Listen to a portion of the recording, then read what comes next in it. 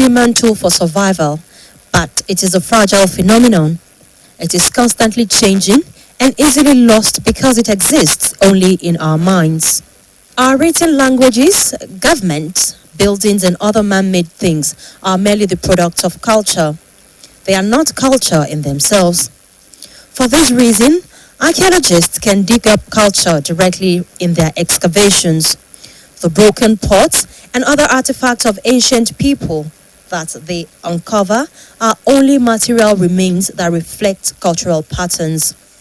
They are things that were made and used through cultural knowledge and skills.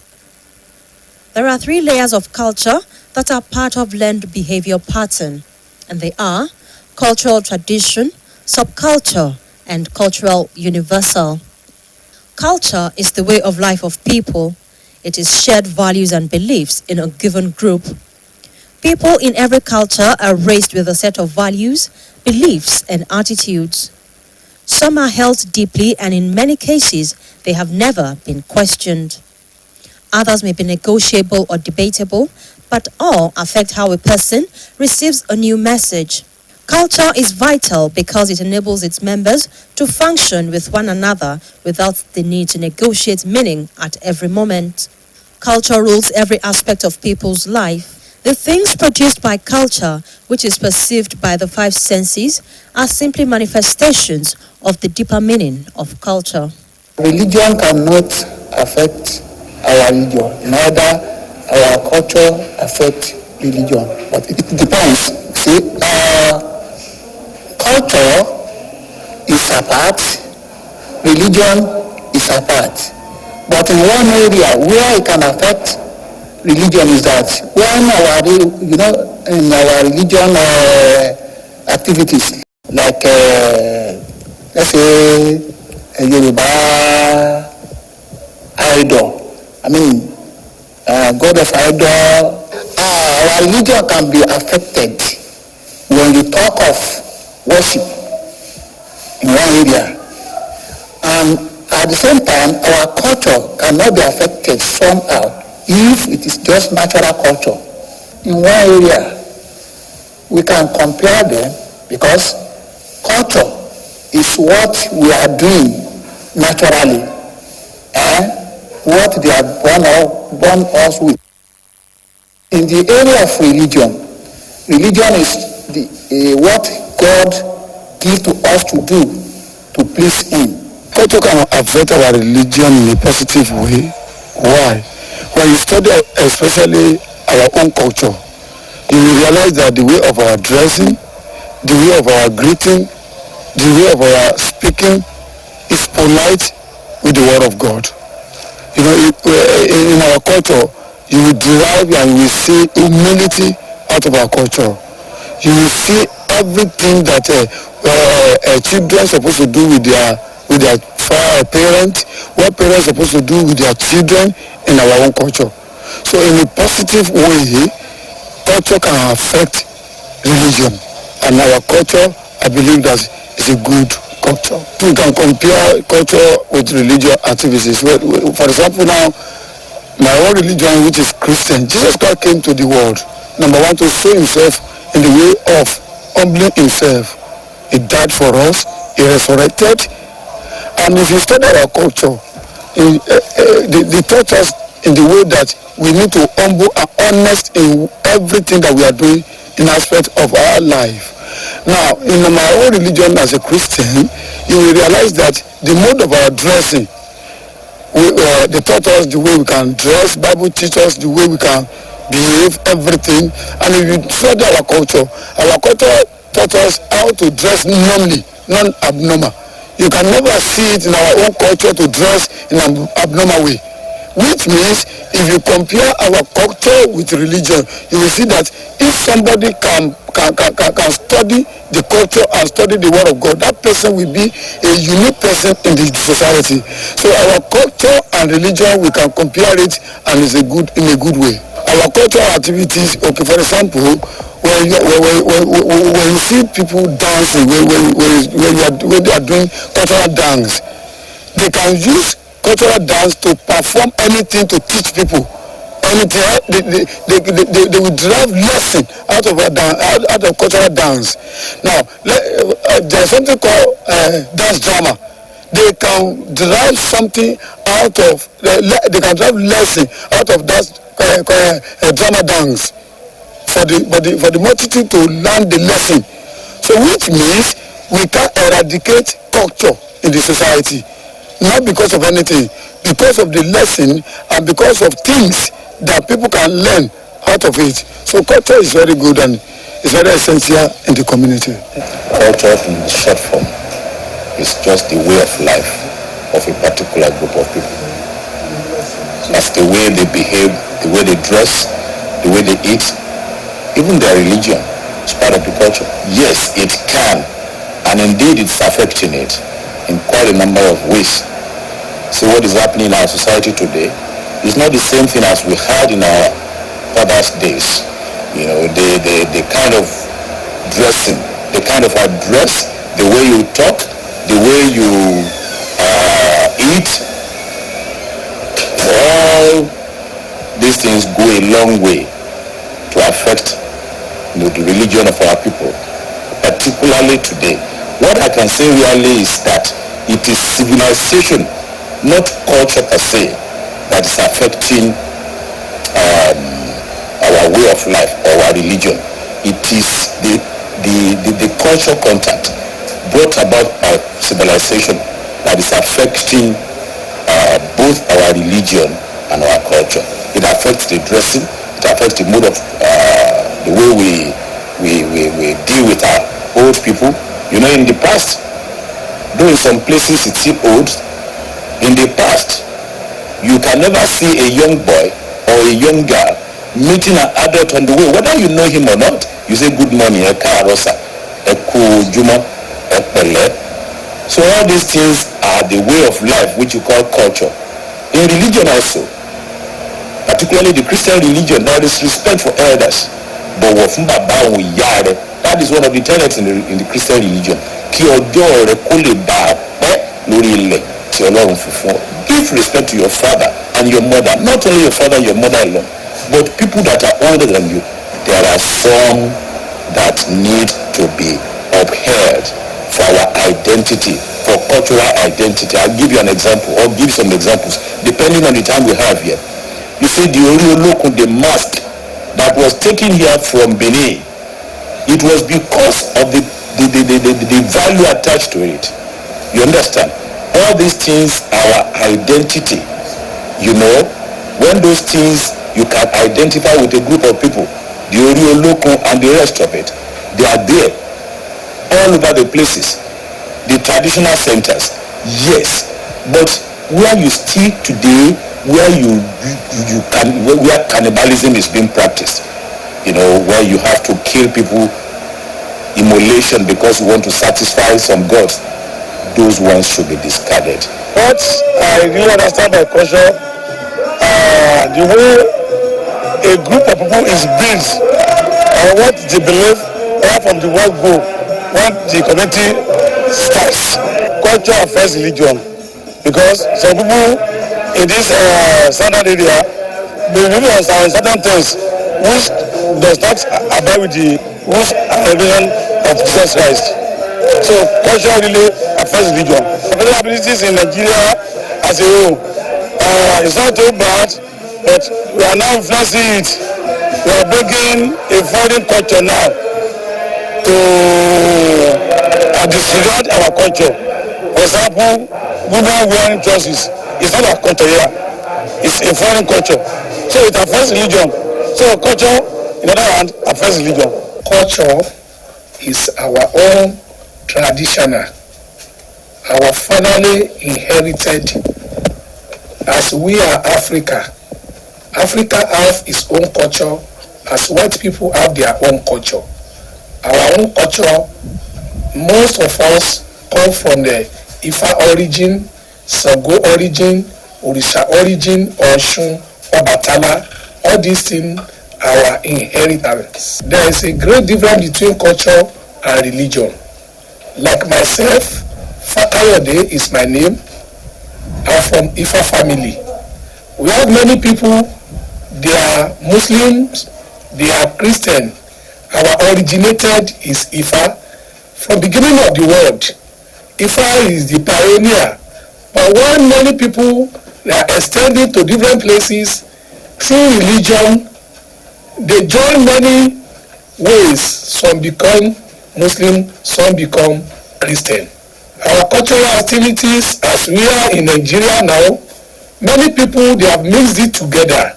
As you have asked me earlier, that difference between culture and religion, many people does not know it. As I am now, I'm a babalawo. That is my own way. Babalawo doesn't go to church. Babalawo doesn't go to mosque. Your own is to worship your Ifa. There is difference between culture and religion.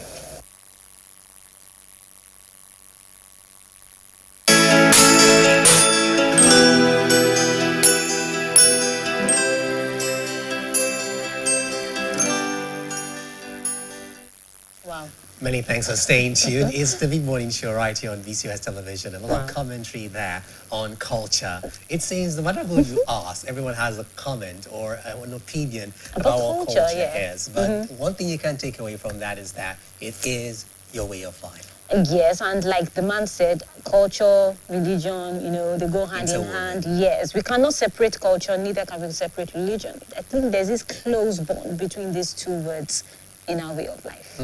Yes. Okay, so let's delve right into our conversation today. We told you earlier we'll be discussing modernity and daily life. Lately, if you have been, on social media and listening to the commentary around, you must have been hearing, must have heard about the issues surrounding tattoo, the way of life, outlook rather, the way you look. And I even heard of a particular church where the board was at loggerheads with the pastor because of the way he was, he looked. He looked, kept the dread and everything. And this is not okay. This doesn't sync with Christianity. You are given a wrong vibe or leading young people astray. And he felt, no, this is just me. It has nothing to do with religion or Christianity. The conversation goes on. But this morning, we'll be looking at what really is happening. So what should be our stance? Where should we stand? There's a whole lot to talk about. So I welcome on set this morning, for the second time, Mr. Alright ID, who is a counseling psychologist and family lawyer. Thank you so much. Today is not for it's not for relationship matter. This is the reality, our daily life. It's nice to have you on the show. Thank you so much for having me. Of course, we did with the feature talking about culture and religion. What's your take on that? Well, I think that culture has to do with the way of life of people, and religion is that part of the way of life of the people. So religion becomes that part of this way of the people. Okay, subset of culture. Yes, that regulates their morality, that regulates what is right, what is wrong. How do you get to define what is acceptable and what is not acceptable, looking at it from the moral perspective, right? So religion comes in. So every culture, you will hardly find a culture that does not have some set of belief that, there's a way you do something that we as a people, we can judge, we can punish, we can regulate. There's also another way that, we may not be able to judge because we cannot see that wrongdoing. But we believe that there's a moral force. We believe that there is a person, a supernatural being, a supernatural authority that would judge you for the things we cannot judge you for. And that will also judge us for how we judge you. Wow. Right. So religion then becomes a subsect of culture that guides the moral behavior of those people, defining for them what is right, what is wrong, guiding how their conscience, because I can do something out of my conscience, and my conscience may feel that it is right, but on the other hand, your conscience may feel that that is wrong. So religion comes in there to say, no. Okay,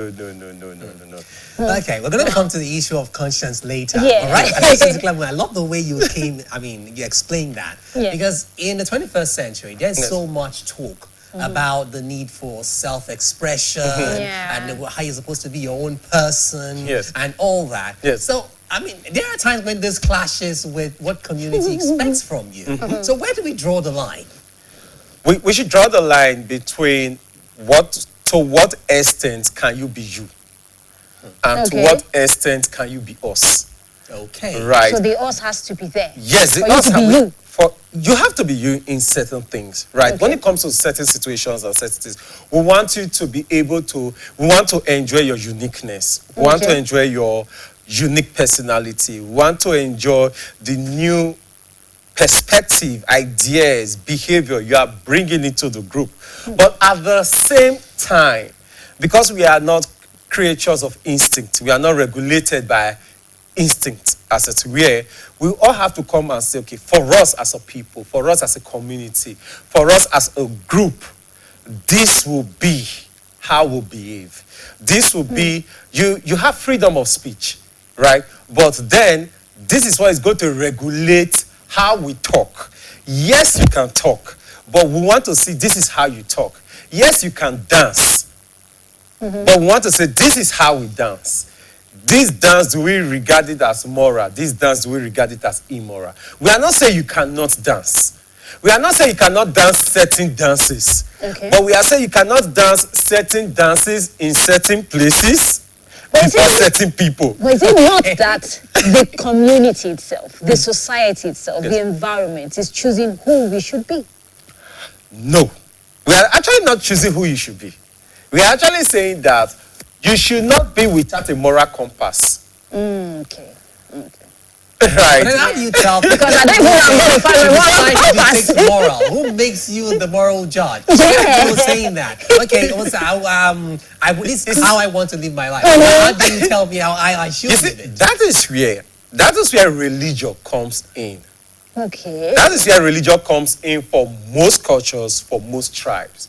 So their religion, for example, whether it is African traditional religion, whether it is Ifa, whether it is Shango, whether it is any religion you are, or you're a Christian, you're a Muslim, your religion then comes in that situation to say, oh, you may say who is the moral judge, but I am the moral judge. I know what is in your heart.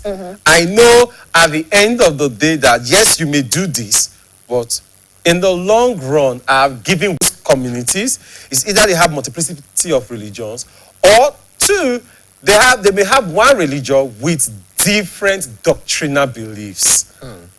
Right? So they have different doctrinal beliefs. So one person says, oh, this is it, this is right, and the rest. The other one says, oh, no, this is not right. So they don't have uniformed belief because they now have different doctrines and different sub-beliefs in it. Or they have different religions. So one religion says, it's okay for you to put on, let's use African traditional religion. Like, so let's domesticate our thoughts. One religion says it's okay for you to put on leg beads, anklets, right? Yeah. And I'm talking about African traditional religion. One other African traditional religion says it is okay for you to carry dreads. Yeah, because they are known to be men of wisdom. Men of wisdom. The dreadlocks. Carrying the dreadlocks. Do you see it right now? So if you carry a dreadlock, someone may ask, like, why are you carrying this dreadlock? It is wrong for you as a man to carry dreadlocks. But the moment he knows your religious belief, he comes to say, oh, I understand. I get it. Oh, that's fine. Because now he was judging you before based on his own moral code. His moral code, to a large extent, was hinged on his religious belief. But now that he understands that you have a different religious belief, he now understands, okay, he sees why you are wearing dreads. Should you even judge other people based on your own perception and beliefs? The truth about it is that we get to see people where we are from our perspective, from our worldview. It's a normal, natural thing for from humans. our worldview. One person says, how can you eat? I will tell people, for example, that until I served, I did my NYC in Benue, right? And until I lived in Benue, it was surprising. I was shocked to see people eating fried yam and akara. Oh, that's strange. It was strange to me. Culture shock. But by the time I moved from that place to another culture, I saw people say, yes, now you can eat fried potato and fried and akara. I'm like, are you serious? You understand it now? It's like the same way you hear some people say, oh, you can mix egusi and draw soup. I'm like, no, you either eat egusi Or you eat draw. But you see the mixture. Which one? Why are you missing it? Now, it is very common for us. It is usual for us to see every other person from our worldview. Our worldview happens to be the way we see things, the way we have lived our life, the culture we have been in, the traditions we have followed, right? It has created for us some set of moral codes. It's a set of, this is proper, this is not proper, this is okay, this is not okay, right? Now, when we see people, we are going to see our script, first of all, before we bypass it. We are going to see, like, why is this person dressed like this? Why is this person talking like this? Why is this person? I come from the south. I am Edo, for example. My wife is Benue, right? My wife is Steve. And the first time she visited us, initially, from the perspective, she usually felt that, oh, you sound too harsh, you sound too arrogant, you sound too this. Then she visited Edo for the first time. And she said, that the first shock she surprised, she was like, the people who are doing street evangelism, it's like they are shouting on you. It's like they are violent. And she was like, you are trying to preach to me. You are trying to convince me. I don't understand. Why are you using this tone? Why are you using this speech? Then later she discovered that, oh, it was just normal. Everybody talks with this tempo. It is not aggression. It is not violence. It is not, you understand it right now. So she was seeing it from her perspective before. But on the other hand, I may come and see somebody talking softly and think that, is this person timid? Like, if you are sure of what you are saying, talk on. Right? Like, talk on. Why you the whisper? Like, you understand that kind of thing. So we always see it from our worldview. What is most important is today we are having multiplicity of cultures. So we are living in pluralistic societies. Okay. That's what it is for, especially those of us who live in urban areas, who live in cities. We are beginning to live in a pluralistic society. You are in the office, there's every possibility that in your office you have maybe 5 different people from 5 different tribes, people from 5 different ethnic groups, people from 5 different cultures, right? So right now, we are not like, okay, let's accept people. But if they accept people, we don't want people to go off board. We don't still want people to go off board. We still like, please put on a shirt. We still like, please wear a bra. We still like, please, when you are going out, button up your shirt. Put your trouser on your waist. We still want some, we don't want to tell you the type of trouser to wear. But you Or put it on your waist. Put it on your waist, even if it is black or green. Do you understand it right now? Yeah. We don't want you to, we are not determining which type of trouser you should wear, but we are saying, okay, to a reasonable extent, let all of us agree. We are talking about uniformity. So that if we don't have uniformity, we will not be able to define deviant behavior. But now that we are in the modern world, technology has changed a whole lot of things. That we even see the abnormal to be normal because it's being portrayed as it's okay for you to do it. Yes. We've been seeing it on the internet. Yes. We've been seeing it everywhere. So That's how? And how did we even get to this point? That modernization affected our principles, our reality, and even our daily lives. Let me ask the question. Did modernization actually affect us? Did it change our culture, or we were the ones that were not so defined? Because if we're talking about technology, for example, then those who sit and breathe and eat technology will be the Asians. So we'll be talking about the Chinese, we're talking about the Japanese, we look at North Korea, we look at Korea, we're looking at the Asians primarily. Then before you start talking maybe America and every other place. Now, has technology affected the culture of Asians? I don't think so. I know. Maybe if at all. I think it has improved into their life, yeah. They domesticated it. So a time came, they discovered that through technology, their culture their young people were being exposed to other cultures that they felt were not right and proper for their communities and their societies. So they cut off. So you cannot be in some certain Asian countries and be able to access the Western social media and be able to access the Western media, as it were. So they domesticated the culture. They domesticated technology. The question is that, did we domesticate it? Wow. That's what just happened. Technology is supposed to make our lives better. But what it did for many of our Nigerian communities is that instead of just making our lives better, this was actually what we started doing. So if in this place they can dress like this, me too, I will dress like that. I want to be like them. So it's a follow trend. Do you get it? We did not see it like, how do we use, oh, this is how they dress there. Wow, that's amazing.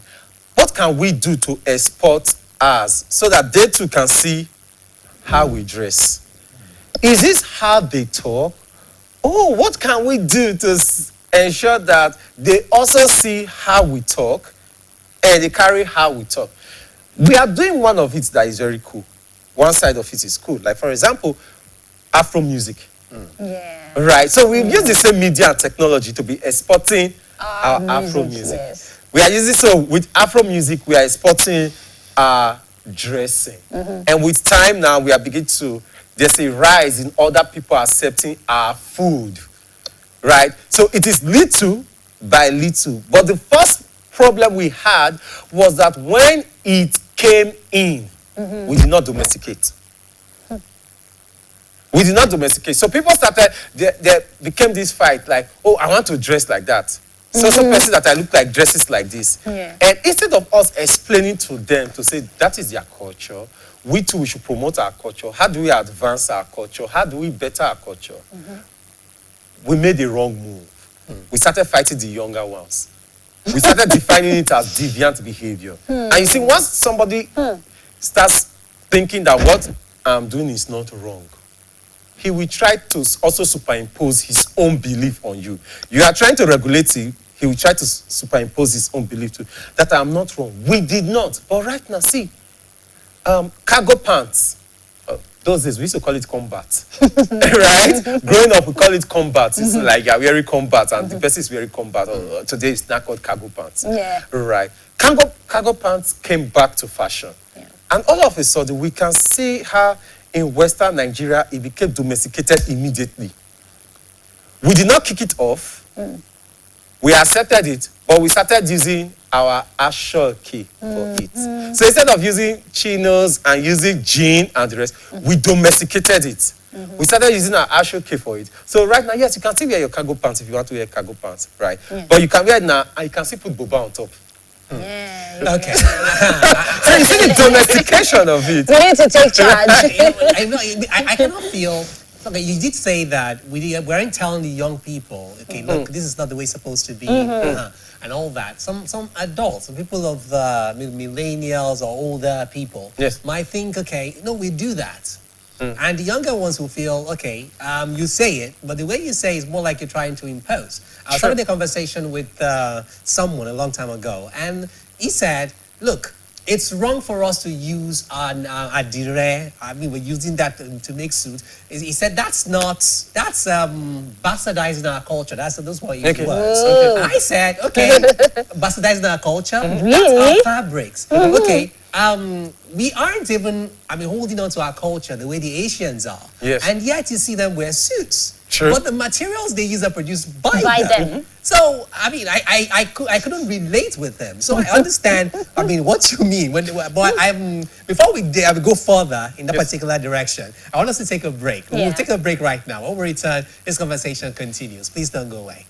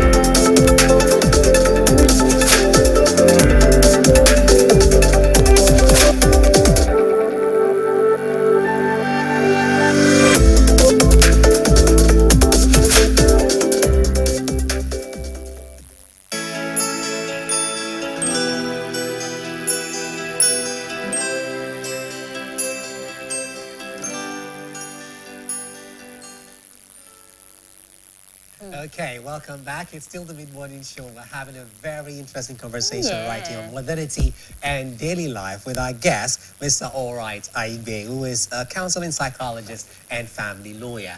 Okay, so before we went on that break, so we were talking about the difference, so the tension between old and young. The new. Now, I love the fact that in the course of the answers you were given before we went on that break, you've mentioned defiant behavior. Now, sometimes you would see young people with dreads, they're going on the street, and even policemen stop them on account of just the way they look, nothing else. You find other people say things like, okay, of course, because of the way he's dressed. And okay, is that a justification? Now, these young people feel they are being molested. So the argument goes on and on. And besides that, when it comes to the issue of conscience, we mentioned that earlier as well. Conscience is a matter of, okay, what you perceive to be right or wrong. But some people talk about like, okay, conscience is supposed to be hard and fast, blue or black. I mean, like we just go, this is it. Everybody should just believe this is what, agree on what the conscience says is right or wrong. So we're going to talk about that as well. And then I also will talk about the issue of human rights. Human rights will say, okay, individuality, you have independence, have your, there are inalienable of rights anyone cannot take away from you. And we have all this causing tension. So what exactly are we supposed to do? I mean, what are we supposed to say to the old and the young to ensure we have a harmony that can actually help us have better unity in the society? It's simple. Family and friends is very simple. Family and friends. and the reason why I'll say this is simple for us to address and something we should look at is that I grew up in my rural local community and I get to talk with elders a lot. I love gisting. I tell people I love funerals a lot. They don't know why. I love funerals a lot because when you attend family funerals, ensure you don't just come on the day of the event and leave. Come like 2 days and stay like 1 day after. There's always all those family drama, family this, family that, and you start hearing gists and histories. Right, you start hearing history, you start hearing stories, right? So you start hearing this particular thing. Sometimes my dad calls and he says something happened in the village. Oh, there's this tradition, there's this law, customary law that the king is making and the rest. And we'll gist about it. I'll talk about it. By the time I visit, I want to talk to other people about it. What I usually do for the old people is just something simple. Why do we do this? This particular tradition that we have, this particular way of life that we have as a people, why do we do it? When we understand why, what is the history? Now, because many times they want to fight the young people, and I'm like, relax first, leave the young people. Your own, let's first of all understand what is the history behind it.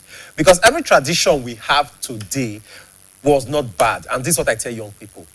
The traditions that you are fighting, you should realize that when it was created, it was not bad. It was created for survival. It was created for order, for orderliness, right? It was created for communal regulations and the rest, right? So today, we'll go back to the history and ask ourselves that this rule was set and these guidelines, they were set because of A, B, C. So now I talk as the old people and I say, today, does A, B, C still exist? You understand it? This way of life we are having right now and say, we are this, I am Asan, I am Edo, I am Yoruba, I am this, this is how we do it. No, this is not how we do it. This is how our ancestors did it. Okay. And in doing it that way, they created it to deal with the realities of their time. Even when they were creating it, they were not so, some of them were not so kind enough to be thinking about us. They were thinking of the problems they had right now. So in dressing, they considered the resources they had. They considered the tools they had. They considered their way of life. And they created a fashion that suited that reality. Now, our work life is different. in those days, I may need something big, like the danshiki, like the agbada, so that I'll have a lot of air space inside. But right now, I have air conditioner. Do I still need something that gives me a lot of air space? Definitely No. You don't need all that with modernization. Do you understand it right now? Yeah. Now, in those days, we could build chapels and churches with very high roof because we did not have air conditioners. So we needed a lot of space for air.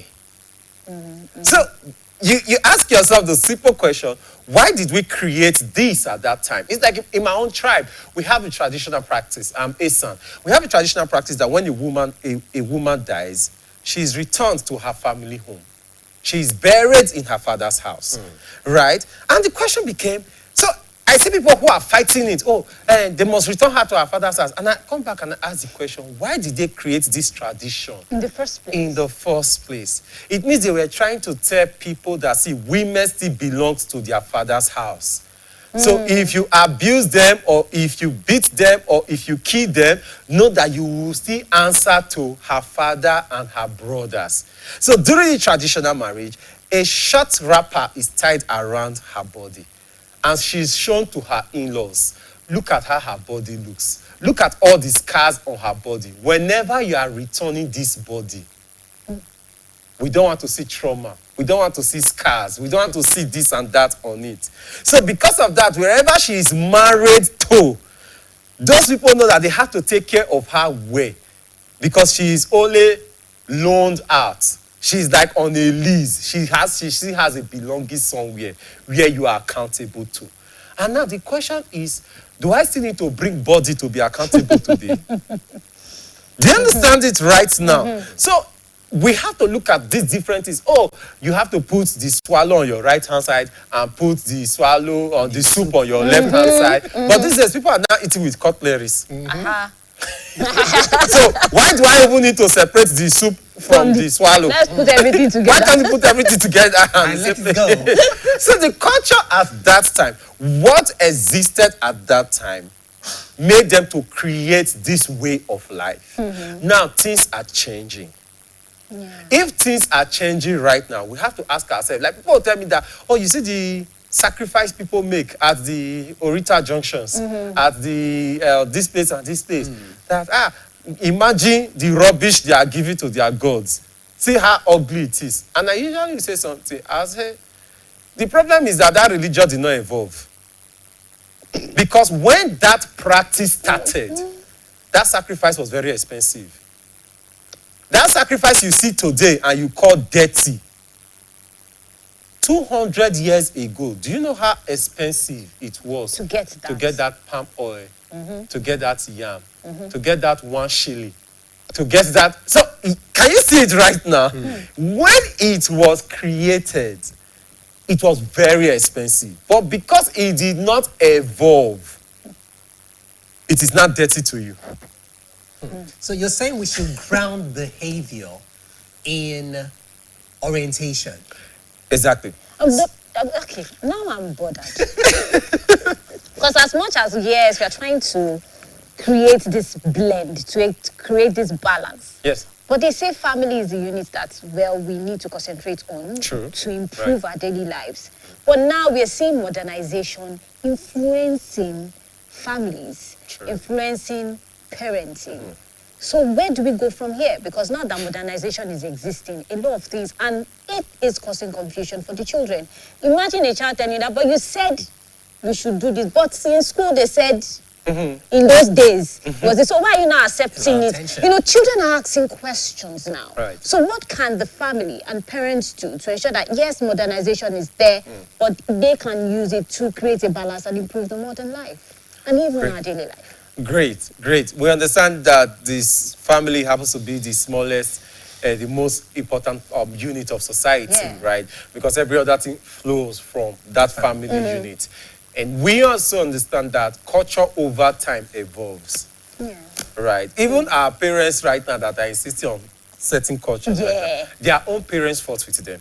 Okay, so So it's a over. movie. And their own parents fought with them. That's why I like family functions. I like family events. Because that's why you get to hear that. You see, your father that is complaining about your dressing right now, when he was at your age, his own parents also complained about his dressing. So if you take it back like that, you discover that they have always complained. But of course, people had to insist for culture, the dynamic nature of culture, for culture to evolve, So for you're culture saying to that change. that tension, sorry for cutting in, Yes. that tension is necessary for culture to evolve. That tension is necessary.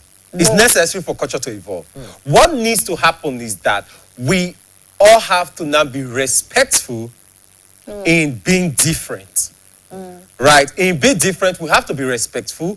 We have to also come to the understanding. What is the understanding? The understanding is if my elders, because I'm still young, I'm a late millennial, right? I'll just be 38 this year.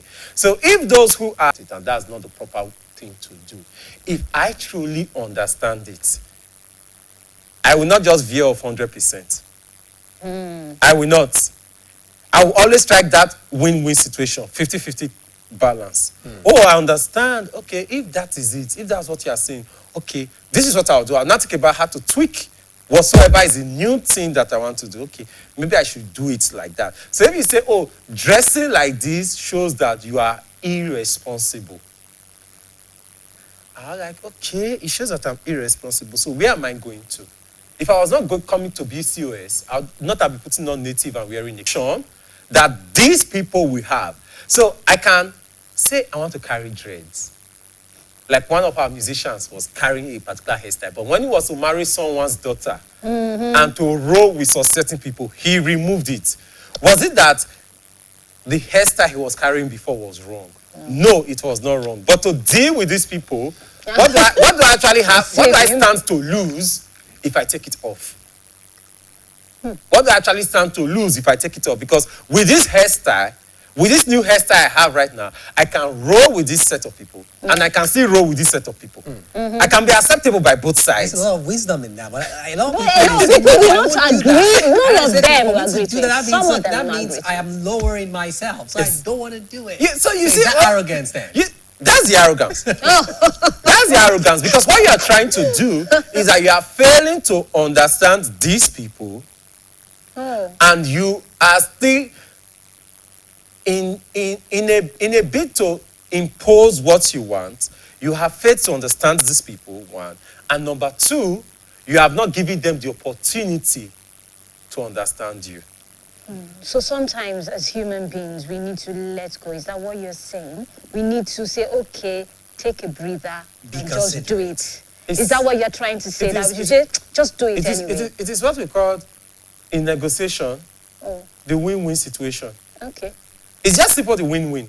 It's like me coming to say, oh, I don't want to wear agbada, so my traditional marriage as a Yoruba man. And my father says, no, you must wear.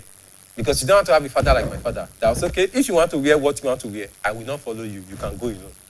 You have no choice. Then by the time you get to your in-laws and your in-laws say, where is your father? Right? You will come back to pick your father. So I can come up and say, oh, I don't want to wear agbada and the rest. And in the mindset of my father is giving me that big agbada. And I'm like, I don't think I'll have power for all this drama. So I can come and say, oh, there's a modern style that is just the short. Okay. That I don't necessarily have to be throwing like this. So at the same time, I am cultural because it is agbada, but I'm not traditional, old school. Because it's that big. Because it's that big one. I have not done something that when my peers see it, they don't see me as an old man. They're like, ah man, I like this your style. I like the way you have modified it. That's a win-win situation. That's a win-win situation right now. I did not lose completely, but I ensured you did not win completely. I like that statement. All right. The person didn't win completely at the end of the For day. example, when my biological mom is late, so when my dad was remarrying, I was privileged to be his best man. Right? At that time, I chose to wear one button suit. Okay. And my father was like, no, if you want to wear a suit, he said that 3 buttons. At that time, I'm like, okay, see. Now, you understand? But I'm like, okay, no. You will choose the type of long shirts. You choose the type of shoe. We'll wear like the same socks. But you see, I'm not the groom. So that was that I now use. I am not the groom. You are the one that is the groom. They should be able to see me and see that this one is different from the groom. Okay, that was smart. Now, do you understand? So I won my one bottle after his wedding. Not up to 1 year after, I started saying, it's like, is this one bottle suit that is raining now? Right? So, that was several years ago. Nice. So you have to do that win-win situation to say, I'm giving up some things. But you're not, the person is not winning. But you're not winning all. Okay. Okay. Now, when we come back, we'll take a break now. When we come back, we'll talk about special situations. Yes, so please, let's go. Good Morning Show will be right back.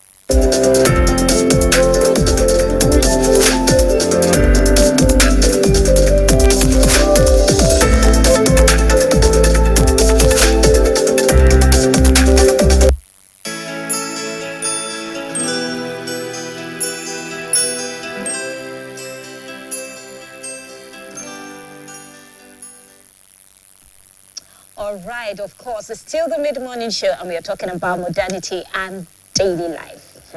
A whole lot. The fact that you have to come to a win-win situation might be a long road, as much as our guest is making it look very easy. But for some of us, it's not been easy. And yes, as much as I say it's win-win, the win-win sometimes is always like, In fact, I want to have my way. You'll say a lot more about the win-win situation, but then I want us to add this before we go further. You know, if in sociology, Yes. you start studying groups and study teenagers, you can't help but come across what you call goths. Of course, not in our society, but of course, the Americans. Yes. You see some young people just come out and say, "Look, we want to be different." They're a group. And they just rebel against society, against everything. And then they dress in a particular way, they talk in a particular way, they walk in a particular way. And that particular way over time has become associated with their group. That's right. They don't have followers. Yeah, so when that becomes like a statement, a way of life, I mean, how do you tell such people, look, I mean, they have human rights. They have a right as far as they are concerned. Yeah. How do you make them, come to terms with the reality, this win-win situation you're talking about? Because as far as they are concerned, their stance in the first place, the reason for the group stems from rebellion. So how do we deal with that? Okay. Now, the thing about it is, while our kids are growing, so they are still in nursery school, they are in primary school, we want to allow them try certain things. Right? Allow them be. Sometimes I see my boys and they are trying to do some things and I ask myself, what's the harm in it? What do I actually stand to lose If they do it. if they do it? Sometimes it's going to cause them injuries. Yeah. And I ask myself, I assess the injuries. How deep will the wound go? Or how dangerous will it be? Will this cause a fracture or will it cause a dislocation? If it will cause a dislocation, no problem. If it will cause a fracture, there's a problem.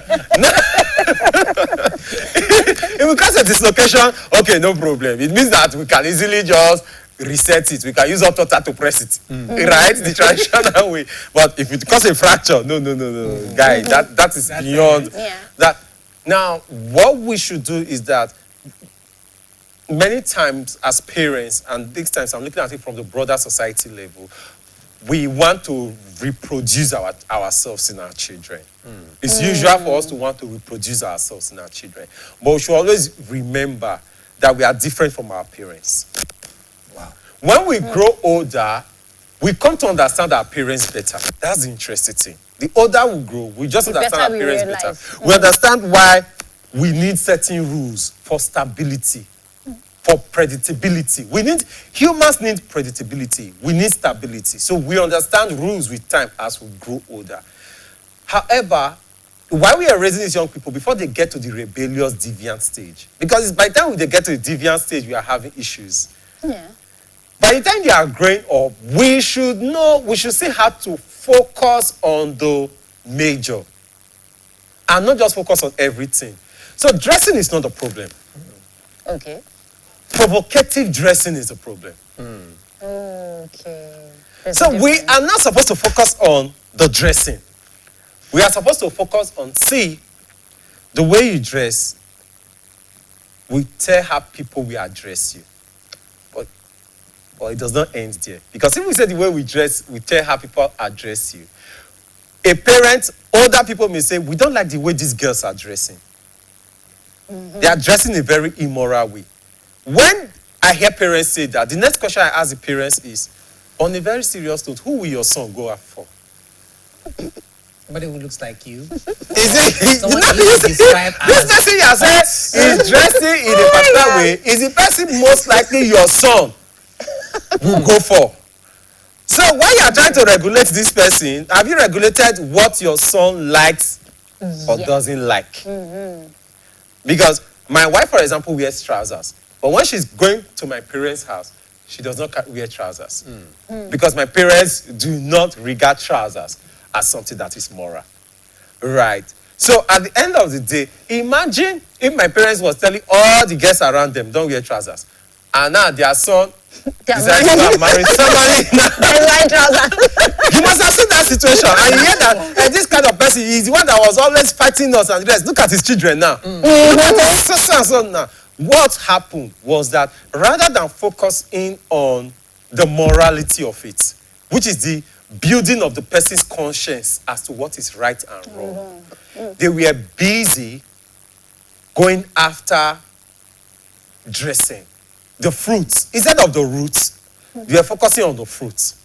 So if I know that, the way I dress is going to interpret how people will regard me. If I'm going to speak to young teenagers, I will not dress like this. I will dress like them because they don't understand all this drama. But you see, sometimes they themselves, when they want to show swags and big boy amongst themselves, they will dress like this. Yeah. Do you understand it? So we must put it there and say, who do you want to be like? How do these people dress? They cannot say, the way this person is dressing is good, but it's too serious for me. So instead of wearing suits and tie, don't worry, I'll wear suit, but I'll remove the tie. Do you understand it right now? Something that works for them. It does not violate. It does not violate the morality. Yes, we need to be creative with them. It does not violate the morality. So we have to bring it down. And yes, there are these groups that just want to rebel. Interestingly, I was one of those people that liked rebelling growing up. I enjoyed it. My father would laugh and laugh about it, but my mother would almost want to hug a transformer for it. My father would laugh about it because he just knew that it's the time and season. He will outgrow it. But my mother felt like, because young people, they want to find their identity. So they are still finding their definition. They are still trying to define themselves. They are still trying to define lives for them. So they will try different things. You just want to hand something over to them. They are like, no, let me find out these things myself. How did you come to choose rice and stew for Sunday? Do you understand it? Now, if they don't know the history and understanding, because the reason why rice and stew became Sunday meal was because rice used to be very expensive in those days. Sunday is special. Sunday became the most special day of the week. So, parents choosing to have rice and stew as Sunday lunch was, we wanted to give the family a treat. So, it took them a lot to give family that Sunday treat, Sunday best. Now, but rice is no longer the most expensive. Ewa gonyi is more expensive than rice. Do you understand it, right? So if you keep on saying, Sunday is for rice, why? Must we take rice? Why must it be rice? It's no longer in your father's day, it was a treat. But now, you have now made it a Sunday mercy. It's now look like bitter leaf water that we must drink. Right? Do you get it right now? So we must understand that these people sometimes are not trying to rebel. They are just, what they may be saying is that that particular rule and guideline has outlived its usefulness. It has outlived its purpose. What it was supposed to regulate, what it was supposed to control, what it was supposed to, it has actually, I usually tell people, how do you say miniskirt is immoral? When our grandparents wore oleku. Have you ever thought about it? How will you say a boy wearing only singlet right now and trousers is immoral? When my great-grandfather may not have even worn singlet at all. He went out fully bare-chested. Serious ones. Now, our time is fast spent, but I want us to really address something before we go. The quote we just had, that quote says that culture is supposed to, affect you. Yeah. It's meant to affect you without you even knowing it. Yes. Now, when we use our culture in a particular sense, it refers to things even beyond just us, religion, to include social media, to include even what we're doing right now, broadcasting. People will tell you that exposure to media is actually one of the reasons why young people, are rebelling against what's traditional. So, what do you say to people who hold that view as we wrap up now? I agree with them. Okay. Oh. Yes. And I agree with the young people who are using the media to rebel. Because you are one of So- them. Not necessarily because I'm one of them. Okay. Right. You may think that what you have is perfect until you expose it to other options Yeah. and other cultures and other things. So you may think that the putting on of, for example, filler is the proper thing. Until you come to realize that, some other people, they go without the cap. And it's still okay. It's still fine. So must we always go with a cap? So we cannot change it to say, anytime we are doing something that is very formal, something that is very serious, go with a cap. But anytime you are not doing something so serious, you can choose to go without it. So what the media is actually doing to every one of us, because the truth is that we should not forget, yes, I'm a late millennial, right? Because I'm born in the 80s and late 80s for that matter, so I'm a late millennial. But then we should not forget that I have kids right now. If Gen Z is giving people problems, I have kids. I have Gen Alpha. They're already here. I mean, if Gen Z is already here, People refer to as Gen Beta. Gen Beta. Gen Beta are already coming. They are coming. So They're warming now, up. they're already coming. Now, if you think that Gen Z are the issues, you have not even paid attention that there's a Gen Alpha that will rebel against Gen Z. They are coming up. There are people that will rebel against this Gen Z to say this Gen Z people don't have sense. And there are those that are already warming up to say, who you people? Who are you? Right? So what the media is actually doing is that the media is opening our eyes to the realities of other people, of other places, of other traditions, and of other cultures. And what makes our culture beautiful and unique is that in the real sense, if we review every culture that exists today, we have borrowed one or two things from different places. In those days, the people who had the opportunity to borrow these things were the top religious leaders, were the top businessmen, and were the top monarchs who had the opportunity to travel to other cultures, countries, yes. who had the opportunities to do business with other cultures. So even the food we are eating today is not solely our culture. Some of the things we are eating today were borrowed. Somebody went somewhere and discovered that, these people are eating beans this way. And we have beans. And yet we feed it to the goats. And so that person decided to cook it and eat it. Another people like, how can you be eating goat food? Over time, they decided to test it and discover it was nice too. And before you know, it's like, how do you tell people, you're like, the agbado that we are fighting for and the rest, is it African?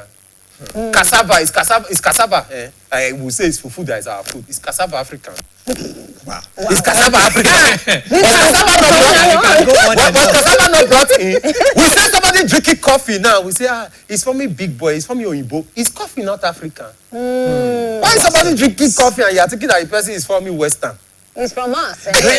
We would love to go on this conversation, but the truth is, time is against us already. Yeah. Thank you very much for coming. Thank you so much for having me. Mr. Aingbe. It's always a pleasure having you. Thank you so much. Okay, so whatever it is we discuss, the basic thing is grant whatever view you have within reality and perspective. Yes, I think we can take that away from this conversation. Yes, sir. Thank you very much. We will take a break right now. When we return, it will be time for the entertainment segment of the show. Please stay with us.